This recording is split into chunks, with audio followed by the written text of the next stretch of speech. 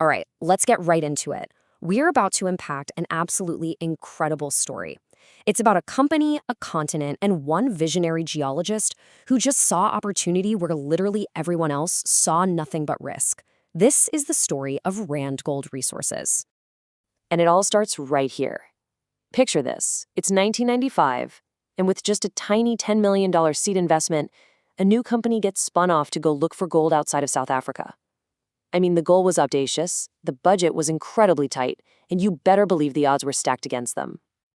So, the big question we're tackling today is this. How on earth did that modest, super high-risk startup Somehow transform into a global powerhouse that would eventually merge with Barrick Gold to create a jaw-dropping $24 billion mining giant? Well, let me tell you, the answer is one of the most remarkable corporate growth stories of the last 30 years.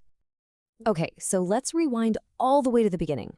Our story really kicks off in the mid-90s, which, as you might know, was a time of just profound political and economic change all across Africa. So while all the major mining companies were pulling back, kind of restructuring and playing it safe, this young and ambitious geologist named Mark Bristow looked at the vast, untapped mineral wealth of West Africa and saw a massive frontier. His plan? It was simple, but it was radical. Build a world-class gold company, totally from scratch, in some of the most challenging environments on the entire planet. You know, what's so amazing about this quote is just how clear the vision was from day one. There was zero ambiguity here. Bristow wasn't just looking for a bit of gold. He was looking to build an entire institution. This wasn't just some line item in a budget, it was a strategy. And that little distinction, it made all the difference in the world. But that grand vision, man, it was almost snuffed out before it even got going.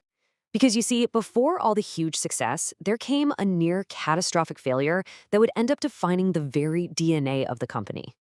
The company's first big shot was the Syama gold mine in Mali. This was supposed to be their launchpad, right? The project that proved their whole model could work. Instead, it became a brutal, unforgiving test of survival. And this slide just perfectly captures the massive gap between their hopes and the cold, hard reality. First, the gold price completely collapsed to just $250 an ounce, while their own costs to get it out of the ground were $330. Then a pump failed and their main pit flooded. The processing plant kept failing. One executive said they were just hemorrhaging money. It was, to put it mildly, a total disaster. But here's the key takeaway, the real turning point. Instead of breaking them, Syama forged them. It was like a trial by fire. They learned firsthand how to manage a crisis, how to operate under the most extreme pressure, and maybe, most importantly, what not to do on future projects. This near-death experience, as painful as it was, became their single most valuable asset. So let's see how that brutal experience paid off. Armed with the tough lessons from Syama, Randgold was basically on the brink. They desperately needed a win, and they needed it fast. What happened next is, well, it's the stuff of mining legend. So the company had the rights to another deposit in Mali, this one called Marilla. The initial reports, though, they were not promising at all. The company was at a total crossroads, and pretty much everything hinged on this one decision. Think about this. The official due diligence reports came back negative. All the computer models predicted a low-grade, unprofitable mine. The experts said walk away. But Bristow, who was a geologist at heart, he just had a hunch. He flew to the site, looked at the core samples himself, and he saw something that everyone else had missed, these tiny, gleaming flecks of visible gold. It was a moment of pure gut instinct, completely defying the data. He immediately ordered his team to dig a trench connecting the two most promising drill holes, and bam, there it was, a massive, world-class gold deposit that would become known as Marilla the Gorilla.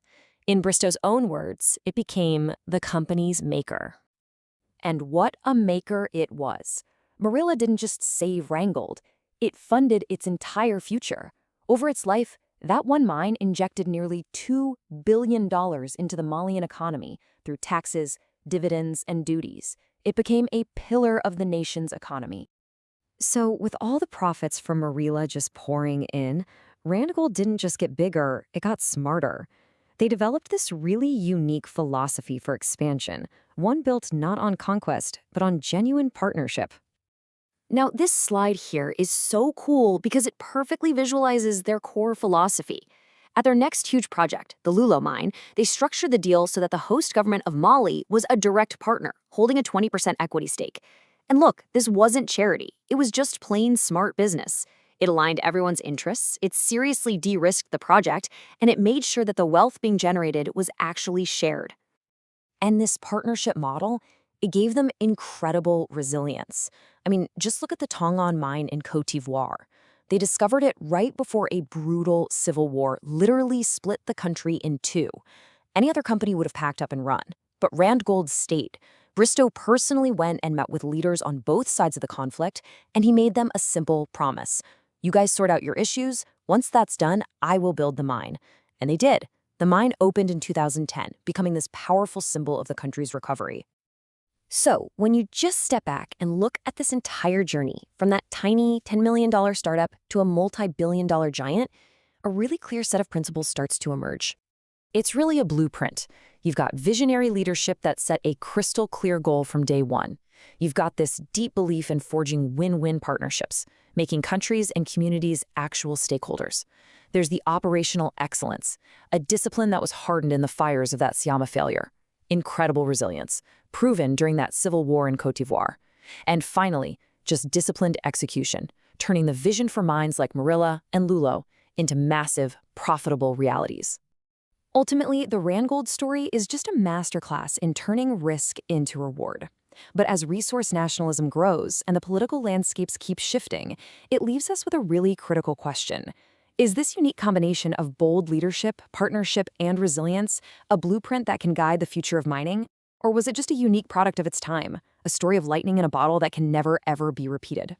That's definitely something to think about.